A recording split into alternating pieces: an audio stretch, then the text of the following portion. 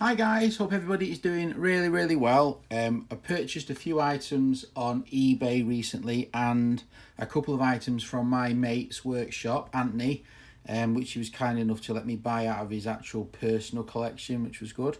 So I'm just showing you a few items which I bought recently, and you can do a guess the price. So obviously some items have postage and some items don't. So let's get into it with no further ado. Let's start with the obvious. I picked up another bahco. This actually came from Iceland, believe it or not, and it took a fair while to get here. It's a bahco 40147, which is the 12-inch, number 83. So it's the number 83. It's in reasonable condition. These have all had a hard life, as they're about 100 years old. So, you know, from the 1920s or 1910, something like that. Pretty early wrench. The offset are really collectible. So all will become apparent with these later on why I'm buying so many of them. But I've got a plan and it's starting to come together. The next thing I bought this because it was cheap. I do already have this size, but I thought for the price, as Scoutcrafter says, if you like something, buy two of them. Don't know why, but just in case you lose one. So this is a Robinson, which is an American wrench, and it was I thought it was a very cheap buy it now price. So I just couldn't just leave it. It would have got sold. So I thought I'm gonna have a go at that. The next one wasn't so cheap. I won't go into that one. I'll go into that one after. This one here is a Presco. Presco, is it? A Presco. Obviously it's a double-headed sort of auto wrench, but it's probably for more like horse and carts and stuff when this was made.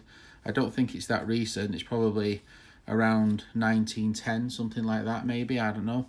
So it's probably almost pre-auto, just as the automobiles were starting to be made. Quite a nice one. Quite an interesting design on the end. The knurling is really quite nice on it, actually. It's got a nice feel to it.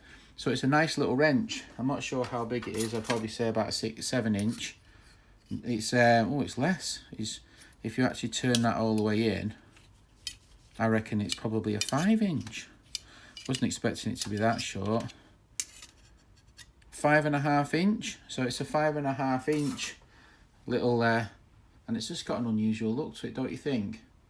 Really kind of cool. So I quite like that one. And what I do like about it as well, he's sort of scalloped to make a narrower, almost like a duck bill. And I thought, I've not really seen one like that before. Normally they're pretty equal. So I like that little guy. So I thought, and that came in a lot with this guy. It was two together. Now I had one like this and I picked it up on the flea market and I really liked it, but I gave it away. And I found another one pretty similar with the hexagonal wooden handle, and it's got the carve with the relax. It's just a nice tool. I think the one I had previously possibly had a nicer handle, but similar up top. It's a E and is it E and O K, something like that? E and O and dot and K.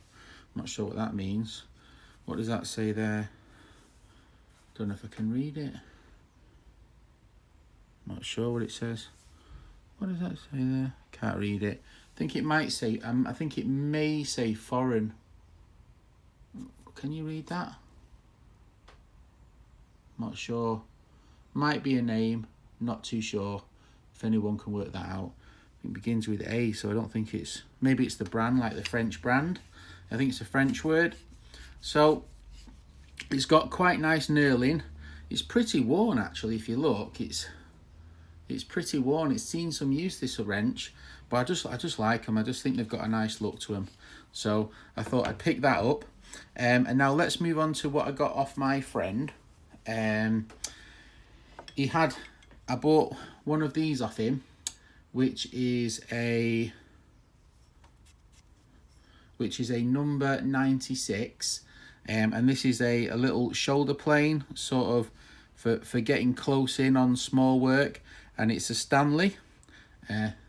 Stanley. Now these come in pairs, so they have a right and a left. Sometimes you can get them, and they've got. Let me see if I can find one. Yeah, sometimes you can get them like this, and they've got the right and the left built in all as one tool. But this one is just a right on its own, but I still liked it, and I just loved that little knob, that little rosewood knob with the brass screw.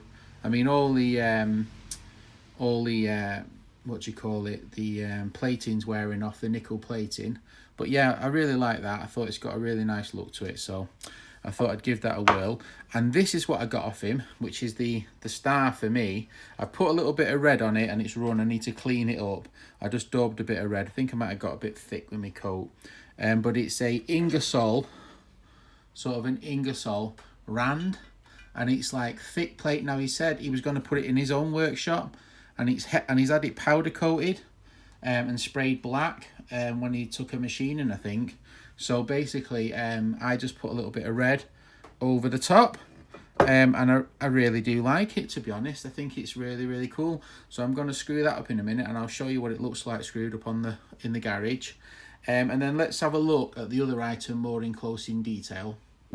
Right, guys, so this is the other item, which I just think is the most useless item there ever is. I mean, I suppose you could set that to a certain size, and then you could set that to a certain size, and then you could use use it like but I just don't know why you'd want basically the same tool on both ends. I mean, the only difference is that it's got a slightly bigger capacity, but it's made in Jamestown, New York, and it's a Crescent tool, but somebody's sadly drilled a hole right through the middle. I've seen a few with a hole drilled right through the middle, and I'm not sure what that's about.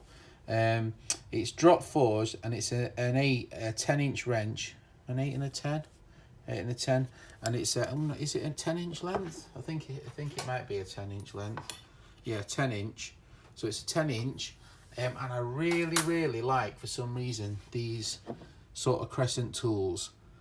So yep, so I like them so much. I think I have another one and another one, so you can see why I bought it now. You might be getting an idea.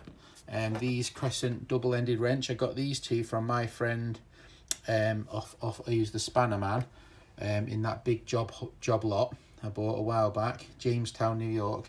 But sadly this one's been drilled, but they're that rare, especially in England, to get a adjustable wrench, that I thought I'm going to give it a go. Both sides are actually completely working, so yep, a cool item nonetheless.